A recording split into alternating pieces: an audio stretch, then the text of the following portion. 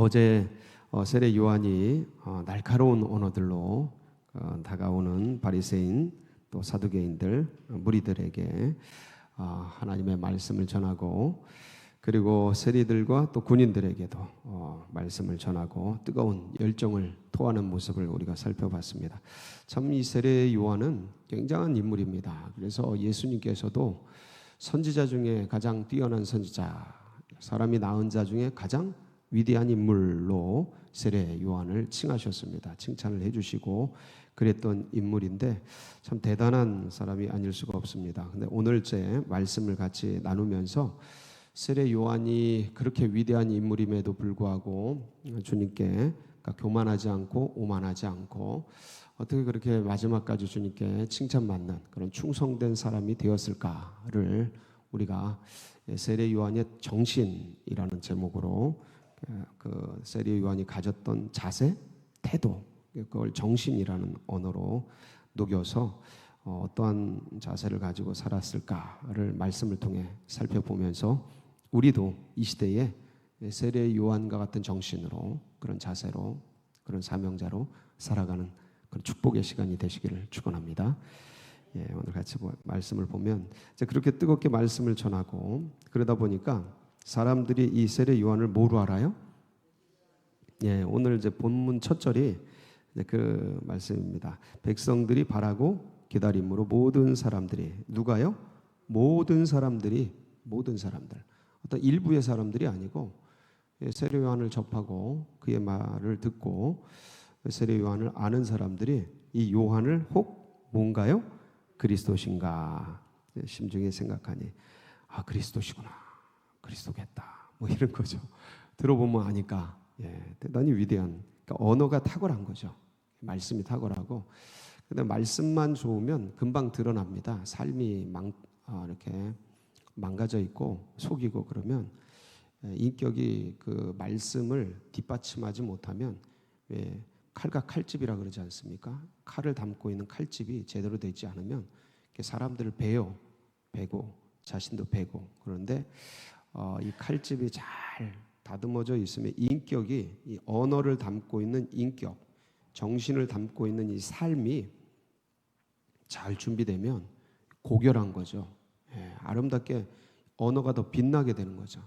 고결하게. 그래서 이 언어도 정말 기가 막혔을 뿐만 아니라 이 세례 요한은 인격도 아주, 그러니까 삶 자체가 투명했으니까요.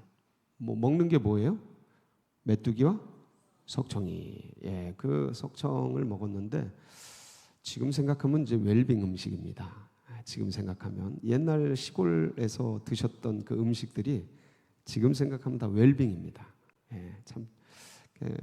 근데 이제 우린 지금 좋은 걸 많이 먹는데, 근데 이게 보면 안 좋은 거예요. 결국은 이게 전부 GMO, 유전자 조작 식품들이고, 그리고 이게 막 좋다고 먹는데 결국은 이게 몸에 그렇게 좋지를 않아요. 그러니까 옛날 어르신들 시골에서 뭐 그렇게 먹던, 직접 해서 먹던 음식도 뭐 된장, 고추장 다 만들어 드셨잖아요. 아주 원초적인 방법으로. 근데 그게 가장 그 인간에게 좋은 방식인 거예요. 지금 전부 이제 가공하고 만들어내서 기계적으로 해내는데, 대량 유통을 하고 대량 생산을 해내는데, 이게 이제 인간을 망치는 그러한 주범입니다. 어쨌든 간에 우리가 생각하면 이제 지금 생각하면 참 웰빙 음식인데, 그때 당시는 가장 천한 사람들이, 낮은 계급의 사람들이 먹던 음식이 메뚜기, 석청 뭐 이런 거예요. 옷도 뭘 입었어요? 뭐 약대 털옷, 낙타 털옷 뭐 이런 걸 입은 거예요. 그러니까 이게 좋은 옷이 아니에요. 그런 것들 입고 투명하게 지내죠. 깨끗하게 지내. 이게 뭐냐면 제야 인물인 거예요.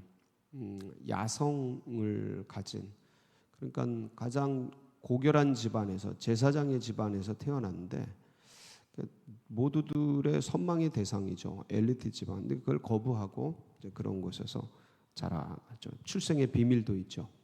아주 그냥 사가랴가 반차를 따라 들어가서 제사를 지내는데 말을 못하고 그러고 뭐 요한이란 이름을 쓰고 막 입이 풀리고 천사들의 계시를 받고 막 이런 엄청난 그런 어떤 출생의 비밀을 안고 있고, 그래서 모든 사람들이 이 아이가 어떻게 될까 막 기대하고 그랬던 촉망받는 미래가 있는 아주 그러한 대단한 사람. 그러면서 뭐가 임해요? 빈들에 있을 때 하나님의 말씀이 열린 거예요. 말씀이 열린 거예요. 쫙 뚫린 거죠. 그래서 계시가 임했다 그래요. 하늘의 도 같은 거죠. 말씀이 열린 거예요. 그런 대단한 사람. 그러니까 바리새인, 사두개인 이 사람들 제가 어제도 말씀을 드렸지만 이게 보통 사람들이 아닙니다. 웬간히 뭔 말을 해서 예수님하고도 싸우잖아요. 끝까지 싸우잖아요. 이 바리새인, 사두개인들이. 그러니까 대단한 사람들. 근데 그 허다한 사람들이 와가지고 꿇고 그 세례를 받고 죄인들, 세리들, 뭐 백성들 전부 와가지고 기도받고 세례받고. 누구마저 세례를 받아요? 예수님도 세례 받습니다. 그러니까 이 어떤 세례 요한이 마음만 조금 달리 먹었으면 예수님 제끼고 본인이 그리스도 할 수 있는 거예요. 뭐 세례도 좋겠다 뭐. 그러니까 세례 요한이 그때 고민 많이 하죠. 아니 제가 받아야 되는데 왜 저한테 세례 받으시려고 합니까? 그런데 그게 아니다. 이렇게 해서 하나님의 뜻을 이루는 것이, 하나님의 의를 이루는 것이 합당하다. 그러면서 뭐 할례도 받으시고 뭐 정결 예식도 받으시고 뭐 다 받잖아요. 세례도 받으시고 인간으로서 받아야 될 것들을 다 받으십니다. 이게 하나님의 뜻이었어요. 그래서 그것을 주님은 아셨고 그것을 가장 신뢰할 수 있는 세례 요한에게 받으신 거죠. 가장 신뢰할 수 있는. 이렇게 하는데도 다들 메시아로 추앙하고 이러는데도 이 세례 요한이 변질이 되질 않아요. 요쯤 되면 변질이 되거든요. 인간이라는 게 다 이렇게 높여져 있지, 모두 막 추앙하고 있지, 다들 인정하지, 말 한마디 하면 다 따르지. 그러면 인간의 마음이 이게 부패성이 있어서 이게 뭔가 이렇게 변질이 됩니다. 조금씩 치우쳐요. 그래서 왜곡이 되죠. 그런데 이게 이미 따르는 사람들은, 이미 그 안에 있는 사람들은 이 사람이 변질돼도 따라갑니다. 그래서 뭐가 되는 거예요? 2단이 되고 3단이 되고 9단이 되는 거예요. 그렇게 변하는 거예요. 이미 따르던 사람들은 이 사람이 변질이 돼도 따라요. 못 벗어납니다. 그 테두리에서, 그 의식 속에서 못 벗어나요. 근데 사람이 이렇게 변질되게 돼 있는데 세례 요한은 어떻게 해요? 끝까지 변질되지 않아요. 이게 뭐냐라는 거죠. 이 언어의 귀재, 깨끗한 마음으로 사람들의 인정을 받고 고결한 인격으로 그렇게 살았던 이 사람의 그 정신 세계가 어디에서 오는가? 그러니까 저분이 그리스도, 보는 눈이 다르잖아요. 보는 눈이 달라요. 본인 눈이 다른다. 그거 다 느낍니다. 서로 다 느껴요. 꿍 하고 있으면 저 언제 제껴지나, 언제 넘어가지나, 언제 사라지나 막 이러고 있으면 다 느낍니다. 근데 사람들이 그런 걸 느끼면 그걸 받는 사람도 그걸 느껴서 마음이 부풀어지고 거품 생기고 오만해지고 교만해지고 이질 변질이 되고 이렇게 사람 일탈되고 이제 그러기 마련인데, 자, 요한이 사람들의 그런 마음과 생각과 언어를 알고 뭐라고 얘기를 해요? 한번 보겠습니다. 16절 시작. 요한이 모든 사람에게 대답하여 이르되 나는 물로 너희에게 세례를 베풀거니와 나보다 능력이 많으신 이가 오시나니 나는 그의 신발끈을 풀기도 감당하지 못하겠노라. 그는 성령과 불로 너희에게 세례를 베푸실 것이요. 자, 요한이 모든 사람에게 뭐 해요? 대답해요. 이게 물은 거예요. 당신이 그리스도 아니십니까? 물은 겁니다. 당신 그리스도 맞으시죠? 맞아. 이렇게 대답해 달라고, 이렇게 인정해 달라고 물은 거예요. 그러면 뭐 네 생각이 내 생각이지 뭐 이렇게 넌지시 대답하면 다 가져올 수 있어요. 다 먹을 수 있어요. 예? 하나님의 영광을 요한이 다 가져갈 수 있어요. 자기 시대에는 가져갈 수 있어요. 뭐 이런 거 누리는 게 인생이죠. 뭐 명예권세 따르는 것이. 근데 요한 그 길을 걷지 않습니다. 그 길을 가지 않아요. 뭐라 그래요? 대답하여 뭐라 그러냐면 나는 물로 너희에게 세례를 베풀거니와. 이 요한의 사역이 뭐였어요? 물세례 사역이에요. 제가 어제 말씀을 드렸어요. 이 물세례 사역은 우리가 그냥 쉽게 넘어가는데 엄청난 혁명이었다. 제가 분명히 말씀을 드렸습니다. 그러니까 천동설에서 지동설로 인간의 의식이 확 바뀌잖아요. 네? 뭐 이렇게 산업화 시대에서 정보화 시대로 이렇게 뭔가 엄청난 세대가 바뀌잖아요. 근데 그 안에 사는 사람들은 잘 몰라요. 최고의 그 의식화, 그걸 선도하는 의식적 인간들, 지성인, 최고의 반열에 있는 지성인들만 이런 걸 알지, 그 시대에 변해가는 시대를 사는 사람들은 그냥 살아내는 거지 그렇게 변하는 걸 잘 몰라요. 근데 이제 이런 최고의 앞선 프론티어들이라고 그래요. 그들은 이런 걸 압니다. 이걸 알아요. 자신들이 뭘 바꾸고 있는지를 알아요. 그러니까 예수님은 아셨어요. 시대가 바뀌는 거를. 세례 요한도 알았습니다. 세례 요한도 그러니까 죄를 사하는, 그러니까 이게 가장 인간의 고유한 어떤 영역인데 죄를 어떻게 사해 줄 건가, 이게 죽음을 어떻게 해결할 건가, 이 문제인데, 근데 본래 최초에는 인간이 죄를 어떻게 사하냐면 죄를 형벌로, 고행으로 사합니다. 그러니까 죄를 졌어요. 그럼 뭐를 당해요? 형벌을 당해요. 거기에 맞는 징역 몇 년, 뭐 고행 몇 년. 그래서 죄를 지으면 인간의 몸뚱이로, 인간의 삶의 제한으로 그걸 형벌을 살든지 고행을 통해서 그 죄값을 치릅니다. 직접. 그러다가 나중에 뭐가 나와요? 제도적으로 인간의 죄를 사하는 제도적, 우리가 가지고 있는 그 어떤 인간 역사에서 알려진 게 피제사예요. 피제사. 이건 거의 비슷해요. 모든 인류에서 비슷해요. 피제사. 그래서 뭐 인신제사도 드리잖아요. 예, 뭐 하늘이 벌을 내려서 비가 안 오면 모두 드려요. 사람도 갖다 죽여서 바치잖아요. 이게 피를 보는 거거든요. 피제사예요. 그래서 유대교도 피제사가 있었어요. 그걸 해서 5대 제사로 이제 피를, 소제는 같이 더불어 드려지는 거고 피제사를 드립니다. 이게 인간 안에 거의 세계 문명 속에 다 나타나는 현상이에요. 죄는 뭐로요? 피로. 죄는 피로. 그래서 인간을 목을 칠 수 없으니까 뭐로 대신해서? 짐승 대신. 그래서 짐승의 피제사예요. 그렇게 해서 죄가 사해지는데 이게 거의 혁명적인 거거든요. 이것도. 근데 이 피제사를 뭐로 바꾸는 거예요? 물제사로 바꾸는 거예요. 물제사. 물세례라고 하죠. 같은 개념이에요. 물로 씻어버리는 거예요. 피제사라는 게 피로 씻어내는다 이 소리거든요. 그러니까 물로 씻어내는 거예요. 야, 이건 진짜 엄청난 대변혁이에요. 인간 종교 역사상 엄청난 대변혁이에요. 예. 근데 나는 물로 이렇게 하는데 오실 그분은 뭐로요? 이게 성령과 불인데 성령으로, 그러니까 영으로 하는 거예요.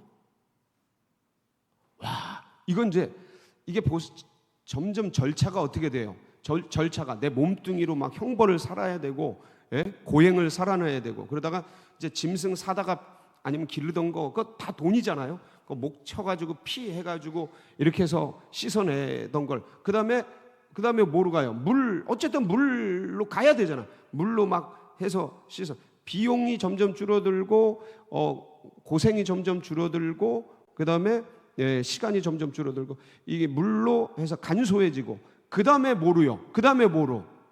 영으로.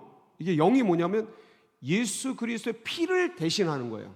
근데 이게 영적 세계에서 작동하는 거예요. 그러니까 인간은 뭐를 가지고 움직여요? 그거를 믿음을 가지고. 주님이 만들어 놓은 영적 시스템을 인간은 믿음을 통해 받아들이는 거예요. 영접하는 거예요. 그게 그렇게 되어진 걸 인정합니다. 믿습니다 하고 이 믿음 체계로 그걸 동의하고 받아들이는 거예요. 영으로. 이게 영의 시스템이에요. 그러니까 보세요. 아무것도 안 들어가잖아요. 누구께 들어가요? 예수 그리스도의 피가. 이미 은행에 맡겨진 게 그냥 나는 계좌 이체 쓰기만 하면 되잖아요. 거의 그 개념이에요. 이게 모든 경제 방식, 법 방식, 문화 방식으로 이게 전환되는 거예요. 이게 종교 의식이 엄청. 그래서 루터의 이 이신칭의가 세계 역사를 바꿔버린 거예요.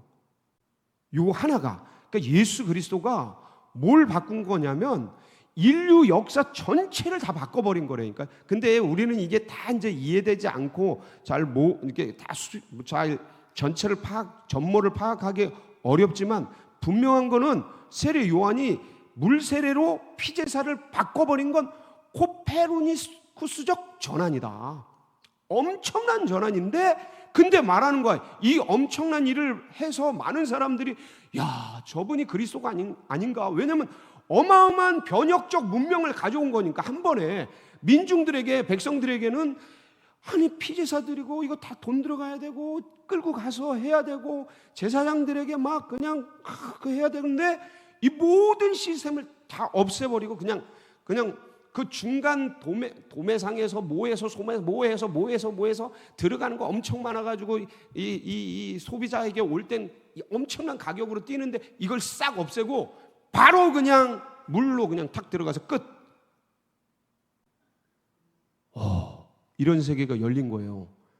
이거 엄청난 거예요. 그러니까 사람들이 벌떼같이 밀리고 거기다가 언어와 이 삶과 이게 다 되니까 그리스도신가 아닌가 막 엄청난 거예요 이게. 근데 그런 그 수많은 사람들에게, 모든 사람에게라고 돼 있잖아요. 모든 사람에게 대답하는 거예요. 나는 물로 세례를 베푸는데 이것도 굉장한 거예요. 근데 이것도 아무것도 아니다. 그분은 뭐로 세례를 베푸신다? 영으로 하신다. 영으로. 난 이게 보이는 물이라도 있지. 요단강으로 나와야 되지. 근데 그분은 영으로 하셔. 영. 우리가 그 혜택을 누리잖아요. 영으로. 이 믿음으로 이거거든요. 인간은 믿음으로. 이 영적 시스템을 주님이 완비해 주시는 거예요. 세례 요한은 물 세례 시스템을 만들었죠. 주님은 영 시스템을 만드신 거예요.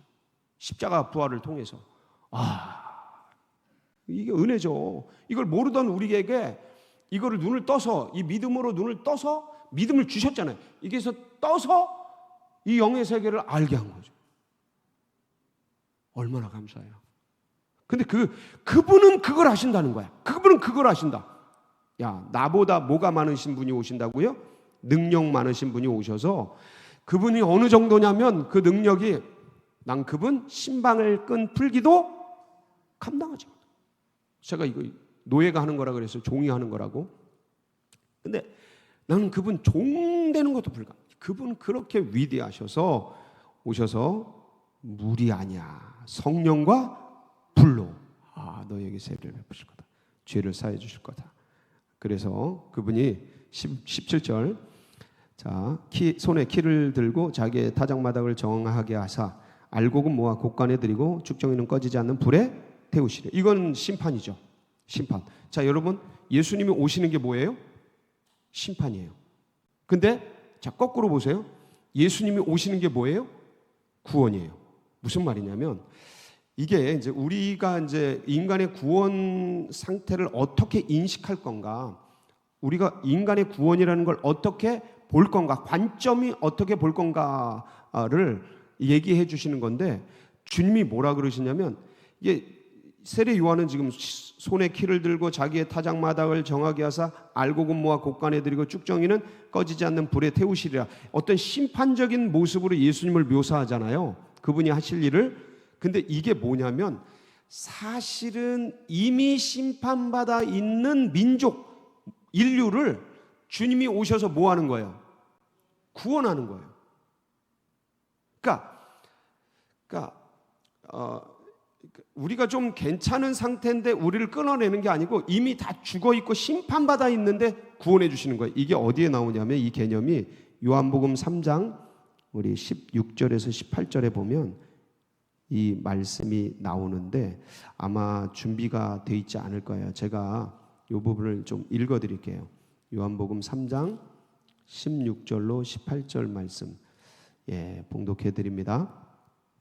하나님이 세상을 이처럼 사랑하사 독생자를 주셨으니 이는 그를 믿는 자마다 멸망치 않고 영생을 얻게 하려 하심이라. 하나님이 그 아들을 세상에 보내신 것은 세상을 심판하려 하심이 아니요 세상을 뭐하려 하심이 아니요 심판하려 하심이 아니요 그로 말미암아 세상을 구원받게 하려 하심이라. 그를 믿는 자는 심판을 받지 아니하는 것이요 그를 믿는 자는 뭘 안 받는 것이에요? 심판을 받지 아니하는 것이요 믿지 아니하는 자는 하나님의 독생자의 이름을 믿지 아니함으로 벌써 심판을 받은 것입니다. 그러니까 이미 심판받아 있는 거고 주님이 오셔서 우리를 이렇게 심판받지 않도록 끌어올려 주시는 거예요. 이 개념이에요. 성경의 개념은. 근데 우리가 보기에는 그분이 심판주 같은 거죠. 구원주인데 믿지 않는 자는 심판주죠. 이제 끝내는 거죠. 그분이 오셔서 이제 그거를 하셔서 그래서 쭉정이와 알곡을 이제 그렇게 구별해서 심판을 결정하는 그런 분이시다라고 지금 요한이 뭐 하고 있는 거예요? 예수님을 증거하고 있는 거예요. 나는 그리스도가 아니다. 누가 그리스도다? 예수가 그리스도다. 증거하는 겁니다. 여러분, 제가 좀 아까도 말씀을 드렸는데 세례 요한은 정말 변질이 안 되고 마지막까지 이제 이 신앙과 믿음을 지키면서 물론 잠깐 실족을 합니다. 잠깐 실족을 해요. 그러나 마지막까지 이 믿음을 가지고 이제 지키고 가는데 어떻게 이럴 수 있었을까? 이게 더 중요하지 않겠습니까? 세례 요한의 정신 어떻게 이럴 수 있었을까? 첫 번째 뭐냐면 나는 그리스도가 아니라는 이 정체성이 확실했던 분이에요. 그러니까 나는 그리스도가 아니고 누가 그리스도다? 예수가 그리스도다. 이게 확실했던 분이에요. 이게 헷갈리면 이제 이단되고 이제 교주되고 그렇게 되는 거예요. 교만해지고 오만해지고. 나는 뭐다? 그리스도가 아니다. 나는 그리스도의 가이드다. 안내자다. 할렐루야. 우리도 이렇게 살아가기를 축복합니다. 나는 그리스도의 안내자다. 나는 교회의 안내자다. 이렇게 다 주님을 높이고 교회를 세우고 하나님의 사람들을 세우고 그렇게. 두 번째, 사람의 유혹이 굉장히 많았잖아요. 근데 끝까지 하나님께 충성하죠. 사람의 마음과 생각에 끌려가는 게 아니고 누구에게요? 하나님께 끝까지 충성. 여러분도 모두 그리 되시길 바랍니다. 세 번째는 마지막 주신 사명 끝까지 사명에 충성했던 사람입니다. 그래서 모든 사역을 예수님께 그대로 인계를 해요. 제자들도 인계를 하고 물세례 사역도 인계를 하고 모든 자신의 영광을 그대로 그러니까 자기에게 왔던 것을 그대로 누구에게 인계를 해요? 예수님께. 그러니까 자기 영광을 하나도 취하지 않아요. 대단한 사람이에요. 그대로 예수님께 인계를 하고 형장의 이슬로 그냥 사라져요. 태양이 두 개 있어서는 안 되죠. 그래서 형장의 이슬로 사라져요. 제가 보기엔 이게 주님의 굉장한 뜻이에요. 그래서 그 길을 가서 참 영광스러운 삶을 사는데 그런데 아주 장렬한 죽음을 이제 맞게 됩니다. 사랑하는 성도 여러분, 이제 오늘 또 우리가 하루를 살아갑니다. 세례 요한의 이 정신, 이 자세로 오늘 또 주님을 영화롭게 하는 복된 날이 되시길 축복합니다. 같이 기도하시겠습니다. 사람이 이렇게 살기가 쉽지 않습니다. 우리가 늘 이렇게 말씀을 보는데 그래서 이런 기도의 자리가 필요하고 또 이런 말씀이 필요하고 늘 자신을 점검하고 어느샌가 벗어납니다. 어느샌가 시대 속에서 물들어서 변질이 되고 그러집니다. 한국교회가 그리 되고 있고요. 이미 되었고요. 그래서 우리도 이런 시대 속에서 조심하자. 섰다고 하는 자요 넘어질까 조심하자. 기억하면서 계속해서 우리 환우들 또 고난받는 분들 위해서 기도해 주시고 또 서울제일교회 둔촌동 시대가 열리고 여러분 각자의 기도 제목 붙들고 우리 주여 부르고 기도하며 나갑니다. 부르짖습니다. 주여 주여 주여